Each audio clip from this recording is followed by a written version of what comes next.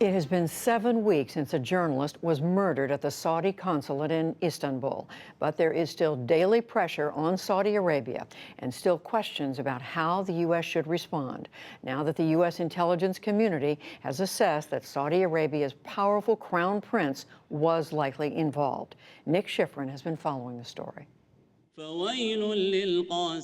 the gilded hall that hosts Saudi Arabia's consultative council, a frail King Salman arrived to give his first major speech since Jamal Khashoggi's murder. And he stood by his son, Crown Prince Mohammed bin Salman, by presenting the kingdom as committed to religious justice. The kingdom was founded on the Islamic system and takes pride in the efforts of the judiciary and the public prosecution to guide the nation and shoulder its responsibilities.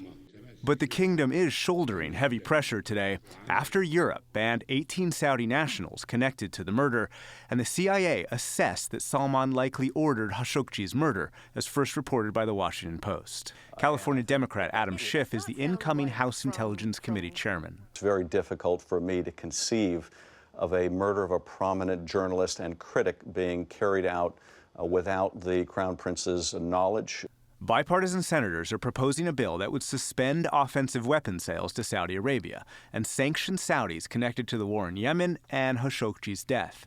South Carolina Republican Lindsey Graham is the bill's co-signer. They're an important ally, but when it comes to the Crown Prince, he's irrational, he's unhinged, and I think he's done a lot of damage to the relationship between the United States and Saudi Arabia, and I have no intention of working with him ever again. But the administration has made the Crown Prince the center of its Middle East policy to reduce radicalism from a hub in Riyadh, confront Iran and its use of proxies like Hezbollah, and support a Middle East peace plan. Do you just live with it because you need him? On Fox News Sunday, President Trump suggested the pressure on the kingdom should only go so far. Well, you saw we put on very heavy sanctions, massive sanctions on a large group of people from Saudi Arabia.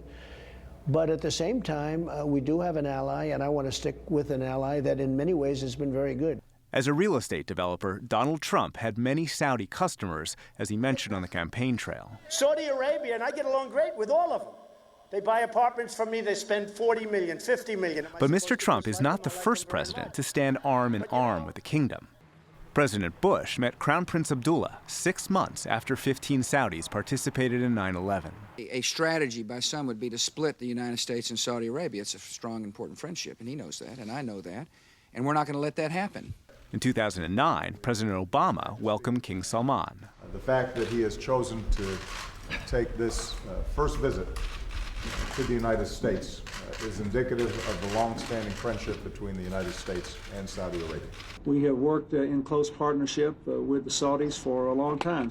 And President Clinton in 1996, one day after a terrorist attack on a U.S. housing complex in Saudi Arabia. I think it would be a mistake for the United States to basically change its mission. When it comes to Khashoggi, the Saudis have changed their story multiple times, but insist Mohammed bin Salman knew nothing. Did MBS lie to you, sir?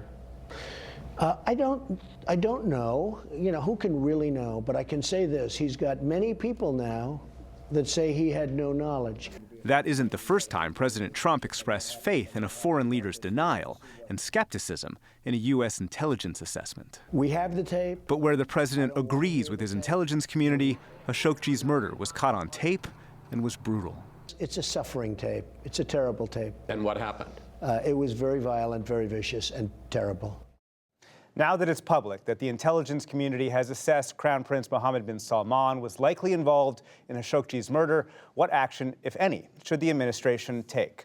Tom Malinowski was just elected to Congress as a Democrat in New Jersey. He was the Assistant Secretary of State for Human Rights during the Obama administration and dealt often with Middle East issues. And Michael Doran was the Senior Director on the National Security Council staff for the Middle East during the George W. Bush administration. He's now a Senior Fellow at the Hudson Institute in Washington, D.C. Welcome to you both. Thank you for being on the NewsHour. Michael Doran, let me start with you. The U.S. has sanctioned 17 Saudis, instituted a travel ban. We saw it today. Europe instituted a travel ban as well. Has Saudi Arabia paid enough of a price? Hi, good evening. I wouldn't start with the question of have they paid enough of a price. I'd start with the question of what are U.S. interests what are our values, and how do we bring our values and our interests into some kind of into sync with each other. And I think that the president is handling this very well, expressing distaste, sanctioning individuals who are involved, but also emphasizing to the Saudis, to the world, and to the American public that Saudi Arabia is a very important ally, and we have a lot of our interests in the region are being carried on the backs of the Saudis. Tom Malinowski, expressing distaste, but also saying that Saudi Arabia's strategic ally. Is that enough of a response from the president? Oh, absolutely not. And, you know, this is not just about our values. This is not just a gruesome human rights abuse. There are thousands and thousands of people in the United States who are refugees from countries in the Middle East, from Russia, from China, who are critics of their governments.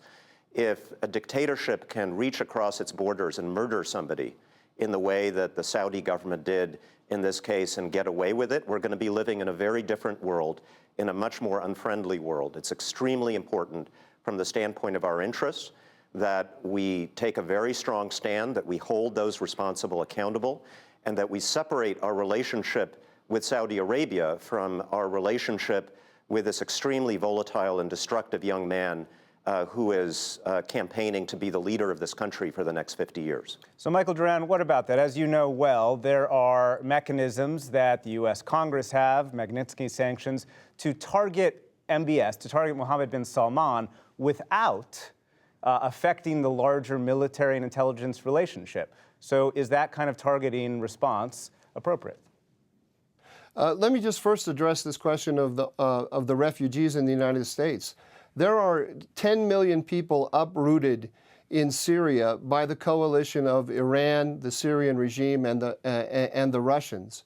It's that kind of event that we are trying to prevent.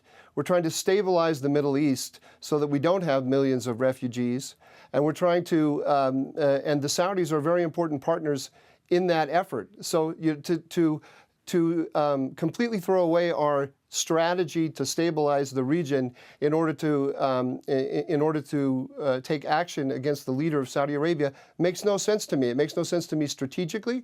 It makes no sense to me morally.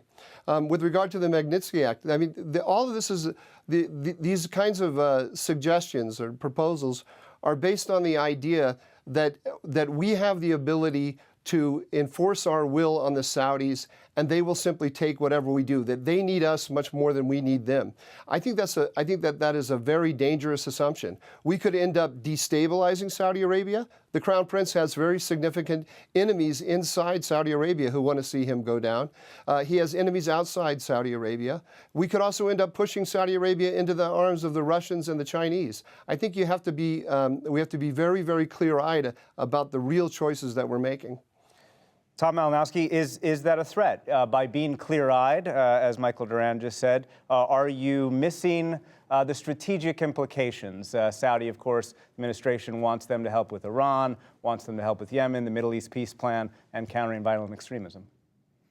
Well, Saudi Arabia, when they help us, they do it because it's in their interest, and that's not going to change. The notion that this Crown Prince is helping us to stabilize the Middle East after he ordered the murder of an American resident in Turkey, after he launched a blockade against Qatar, after he launched a war in Yemen that the Trump administration, to its credit, is now trying to end, a war that has created massive humanitarian suffering.